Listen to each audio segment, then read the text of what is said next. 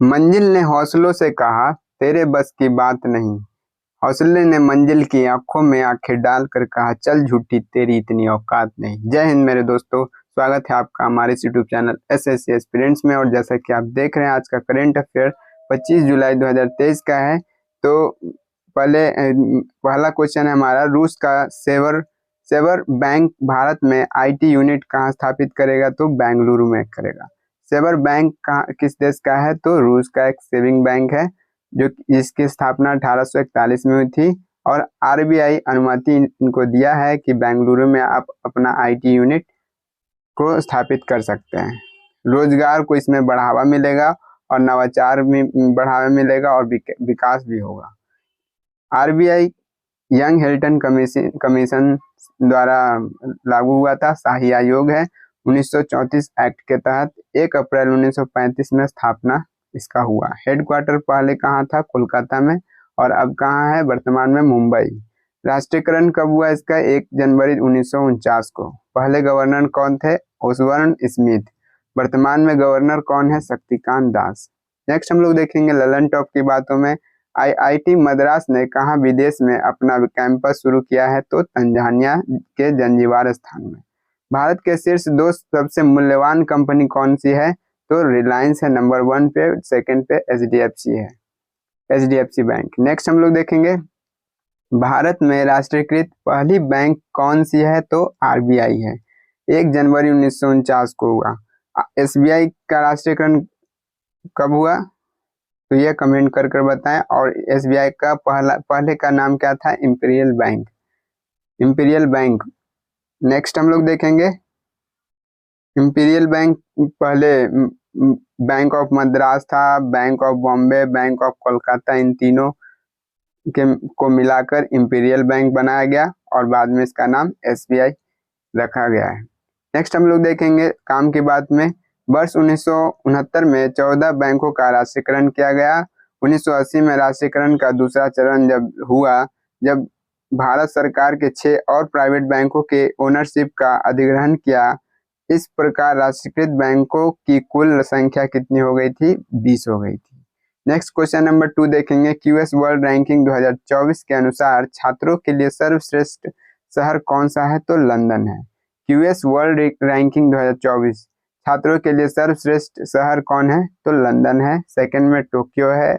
और भारत 100 नंबर में एक भी जगह पे नहीं है, लेकिन भारत में ही है एक मुंबई, जो कि 118वें क्रम पे है। ललन टॉप की बातों में देखेंगे। हेनले पासपोर्ट रिपोर्ट में भारत की कौन सी रैंक है? तो सिंगापुर नंबर 1 पे है और 80वें नंबर पे भारत है। विश्व शांति सूचकांक में भारत की रैंक कौन सी है? तो 126वां है। हैप्पीनेस में भी पूछे तो 126वां है। इंग्लिश चैनल किन 2 देशों के मध्य है स्थित है? तो यूके और फ्रांस के मध्य स्थित है। काम की बात में देखेंगे हम लोग लंदन के वेस्टमिंस्टर 6 मई को किंग चार्ल्स III का राज्याभिषेक समारोह के लिए एक कोड नाम का भी चयन हुआ है। ऑपरेशन गोल्डन आर्म कोड रखा गया है उसका। नेक्स्ट हम लोग देखेंगे क्वेश्चन नंबर 3। एशियाई सर्फिंग चैंपियनशिप 2023 में भारतीय टीम ने पहली बार कौन सा पदक जीता है? तो कांस्य पदक जीता है। सर्फिंग क्या होता है? सर्फिंग का मतलब होता है पानी का खेल। एशियाई सर्फिंग चैंपियनशिप 2023 का होस्ट कौन कर रहा है? मालदीव। और भाग है 18 देश भाग ले रहे हैं। भारत पहली बार इसमें भाग ले रहा है और भारत में पहली बार हो रहा है। और गोल्डन का जापान में, सिल्वर किसने जीता है? मालदीव। ब्रॉन्ज इंडिया जीता है। ललन टॉप की बातों में देखेंगे बैडमिंटन के तहत ये इन सब खेले हुई थी और इसमें मलेशिया मास्टर्स के विजेता कौन रहे? एच प्रणय। ओरियंस ओपन के प्रियांशु राजवत। कनाडा ओपन के कौन है? ये आप कमेंट कर कर बताएं। स्विस ओपन, कोरियाई ओपन और इंडोनेशिया ओपन में कौन जीते हैं? सात्विक और चिराग ने। यूनेक्स सनराइज में मेल कौन थे? कुनलावुत और फीमेल में एन सियांग। काम की बात में देखेंगे हम लोग। 8 डिग्री चैनल लक्षद्वीप और मालदीव को अलग करता है। भारत और श्रीलंका को पाक जलमंडल द्वारा अलग किया जाता है। अंडमान और निकोबार द्वीप द्वीप समूह को 10 डिग्री चैनल द्वारा अलग किया जाता है और 6 डिग्री चैनल इंडोनेशिया से इंदिरा पॉइंट को अलग किया जाता है।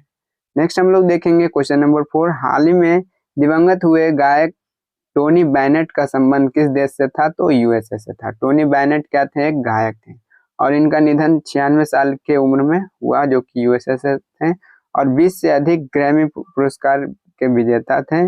ग्रैमी अवार्ड भारत किसने जीता है? तो रिंकी के जीता है, भारत के।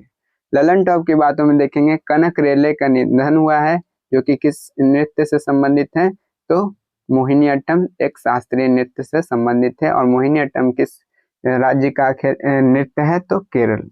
बालकृष्ण दोषी का निधन हुआ है, ये वास्तुकला थे जिन्हें पद्म विभूषण प्राप्त हुआ है। दिलीप महालनोबिस नेक्स्ट हमारा है। दिलीप महालनोबिस ओआरएस के खोजकर्ता थे जिन्हें पद्म विभूषण से सम्मानित किया गया है। और नीलमणि फूफन, इनका हाल ही में निधन हो गया है, जो कि 56वें पुरस्कार से सम्मानित है और 57वां दामोदर मोजा को मिला। नेक्स्ट हम लोग देखेंगे काम की बात में, ग्रैमी पुरस्कार जीतने वाले पहले भारतीय कौन थे? रविशंकर 1968 में। उन्होंने सर्वश्रेष्ठ चैम्बर संगीत प्रदर्शन की श्रेणी में बेस्ट मीट्स इन ईस्ट नामक एल्बम के लिए पुरस्कार जीता था। नेक्स्ट हम लोग देखेंगे क्वेश्चन नंबर 5। हाल ही में भारत की पहली कैनबिस मेडिसिन परियोजना कहाँ प्रारंभ की गई है? तो जम्मू कश्मीर में। कैनबिस मेडिसिन परियोजना, कैनबिस का मतलब होता है भांग या मारिजुआना, THC भी बोलते हैं। भारत की पहली है, यह जम्मू कश्मीर में हुआ है और इसकी खेती को लीगल किया गया है क्योंकि दर्द की दवाई उससे बनाया जा सके और न्यूरोपैथी में काम आ सके। ललन टॉप की बातों में देखेंगे हम लोग, जिला सुशासन सूचकांक जारी करने वाला राज्य कौन सा है? तो जम्मू कश्मीर में है। लेवेंडर फेस्टिवल कहाँ आयोजित होता है? तो जम्मू कश्मीर में और ट्यूलिप गार्डन भी जम्मू कश्मीर में ही है। लेवेंडर फेस्टिवल को बैगनी क्रांति भी कहते हैं। दाचिंग राष्ट्रीय उद्यान कहाँ स्थित है? तो जम्मू कश्मीर में। दाचिंग हंगुल जानवर भी मिलता है यहाँ पे। जम्मू कश्मीर से लद्दाख कब अलग केंद्र शासित प्रदेश बना? तो 31 अक्टूबर 2019 को। काम की बात में हम लोग देखेंगे 1948 से जम्मू कश्मीर में पहली बार अंतरिम सरकार का गठन हुआ। शेख अब्दुल्ला को प्रधानमंत्री घोषित कर दिया जाता है। G20 की मीटिंग में पर्यटन की 3rd बैठक जम्मू कश्मीर के श्रीनगर में हुई थी। जम्मू कश्मीर का इतिहास किस पुस्तक में है? तो पुस्तक है राजतरंगिणी, जिसके लेखक हैं कल्हण। नेक्स्ट हम लोग देखेंगे क्वेश्चन नंबर 6। प्रति वर्ष राष्ट्रीय आयकर दिवस कब मनाया जाता है? तो 24 जुलाई को। इनकम टैक्स डे, जो कि 24 जुलाई को मनाया जाता है और ये 164वें क्रम का दिवस मनाया जा रहा है, जिसकी स्थापना 24 जुलाई 1860 में हुई थी। जेम्स विल्सन ने इसको किया था। आयकर के जनक हैं। नेक्स्ट हम लोग देखेंगे ललन टॉप की बातों में, हाल ही में बजट में इनकम टैक्स में स्लैब की संख्या कितनी कर दी गई है? पहले 6 थे और अब 5 स्लैब हो गए हैं। पहले 2.5 लाख कर मुक्त थी, अब 3 लाख कर मुक्त है। जीएसटी प्रत्यक्ष कर है या अप्रत्यक्ष कर? तो यह एक अप्रत्यक्ष कर है। 101वां संविधान संशोधन के तहत 1 जुलाई 2017 को यह लागू किया गया था। विजय केलकर समिति, जो कि समवर्ती सूची से संबंधित है। आयकर पूछे, आयकर और निगम कर कैसा कर है? प्रत्यक्ष या अप्रत्यक्ष? तो प्रत्यक्ष कर है। नेक्स्ट हम लोग क्वेश्चन नंबर 7 देखेंगे। हाल ही में गुजरात उच्च न्यायालय के मुख्य न्यायाधीश के रूप में नियुक्त देश के एकमात्र महिला मुख्य न्यायाधीश कौन है? तो न्यायमूर्ति सुनीता अग्रवाल है। गुजरात हाईकोर्ट मुख्य न्यायाधीश से हैं और 29वीं मुख्य न्यायाधीश हैं। शपथ कौन दिलाते हैं? राज्यपाल आचार्य देवव्रत जी, इन्होंने शपथ दिलाई। गुजरात के पहले फर्स्ट महिला मुख्य न्यायाधीश कौन थे? जे सोनिया गोकानी, जो कि कार्यवाहक थी। नेक्स्ट हम लोग देखेंगे ललन टॉप की बातों में, भारत के वर्तमान मुख्य न्यायाधीश कौन है? तो DY चंद्रचूड़, जो कि 50वें क्रम के हैं। मुख्य न्यायाधीश पूछे, मुख्य न्यायाधीश को शपथ कौन दिलाता है? तो सुप्रीम कोर्ट के, अगर पूछे तो सुप्रीम कोर्ट के रहे तो उनको राष्ट्रपति दिलाएंगे। हाई कोर्ट के मुख्य न्यायाधीश रहे तो राज्यपाल उन्हें शपथ दिलाएंगे। सुप्रीम कोर्ट में भारत की पहली महिला न्यायाधीश कौन थी? तो फातिमा बीबी थी। हाई कोर्ट में पहली महिला मुख्य न्यायाधीश कौन थी? तो लीला सेठ। नेक्स्ट हम लोग देखेंगे जो कि हिमाचल प्रदेश से संबंधित है। हिमा कोहली तेलंगाना की पहली महिला मुख्य न्यायाधीश थी और अन्ना चांडी केरल हाई कोर्ट की पहली महिला न्यायाधीश है। काम की बात में देखेंगे, न्यायमूर्ति आशीष जितेंद्र देसाई केरल उच्च न्यायालय के मुख्य न्यायाधीश थे। न्यायमूर्ति आशीष जितेंद्र देसाई ने केरल उच्च न्यायालय के 38वें मुख्य न्यायाधीश के रूप में शपथ ली। केरल के राज्यपाल आरिफ मोहम्मद खान ने नवयुक्त मुख्य न्यायाधीश को पद की शपथ दिलाई थी। वह पहले गुजरात उच्च न्यायालय के न्यायाधीश थे। न्यायमूर्ति आलोक अर्घे तेलंगाना उच्च न्यायालय के मुख्य न्यायाधीश हैं। नेक्स्ट हम लोग देखेंगे क्वेश्चन नंबर 8, मुख्यमंत्री खेत सुरक्षा योजना कहाँ प्रारंभ की जाएगी? तो उत्तर प्रदेश में। मुख्यमंत्री खेत सुरक्षा योजना उत्तर प्रदेश में जंगली जानवर से सुरक्षा के लिए, और इस खेत में सौर बाढ़ को लगाया जा रहा है जो कि 12 वोल्ट का हल्का झटका भी इसमें होगा। ललन टॉप की बातों में हम लोग देखेंगे, पंचामृत योजना किस राज्य से संबंधित है? तो उत्तर प्रदेश से, गन्ने की खेती के लिए। अभिधम्म चक्र का संबंध किस स्थान से है? तो महात्मा बुद्ध का फर्स्ट उपदेश सारनाथ में उत्तर प्रदेश में ही दिया गया था। महापरिनिर्वाण का संबंध किस स्थान से है? तो कुशीनगर, यहाँ पे मोक्ष की प्राप्ति उन्हें हुई थी। वर्ल्ड टीबी समिट का आयोजन कहाँ पर हुआ? वाराणसी में। नेक्स्ट हम लोग देखेंगे क्वेश्चन नंबर 9, मिशन शक्ति स्कूटर योजना किस राज्य सरकार द्वारा प्रारंभ की जाएगी? तो ओडिशा द्वारा की जाएगी। मिशन शक्ति स्कूटर योजना ओडिशा के सीएम नवीन पटनायक द्वारा किया जा रहा है, जो कि स्कूटर खरीदने के लिए ब्याज मुक्त बैंक लोन दिया जाएगा। लाभार्थी को कितना रुपया मिलेंगे? 1 लाख रुपए। नेक्स्ट हम लोग ललन टॉप की बातों में देखेंगे, जनजाति खेल महोत्सव भुवनेश्वर से संबंधित है। इकमारा परियोजना ओडिशा के लिंगराज मंदिर से।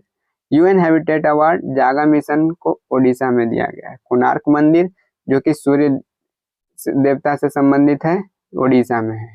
गंगवंश के नरसिंह देव प्रथम ने इन्हें बनवाया था। इसको ब्लैक पैगोडा भी कहते हैं। सप्त पैगोडा कहाँ है? महाबलीपुरम तमिलनाडु में। पल्लव वंश ने इसको क्या किया था? बनवाया था। किस देश को गोल्डन पैगोडा भी कहा जाता है? तो म्यांमार को। काम की बात में अब देखेंगे हम, अशोक ने अपने 13वें शिलालेख में कलिंग युद्ध और उसके हृदय परिवर्तन में व्याख्या की है। 261 बिफोर क्राइस्ट में व्यापार और साम्राज्य बढ़ाने तथा आंतरिक सुरक्षा की दृष्टि से उसने कलिंग पर आक्रमण कर दिया। इस युद्ध में काफी रक्तपात हुआ था। क्वेश्चन नंबर 10 देखेंगे, देश का पहला कंस्ट्रक्शन इनोवेशन हब कहाँ स्थापित किया जाएगा? तो केरल में किया जाएगा। कंस्ट्रक्शन इनोवेशन हब देश का पहला है और केरल में स्टार्ट हुआ है। केरल स्टार्टअप कंपनी इसके लिए जिम्मेदार है।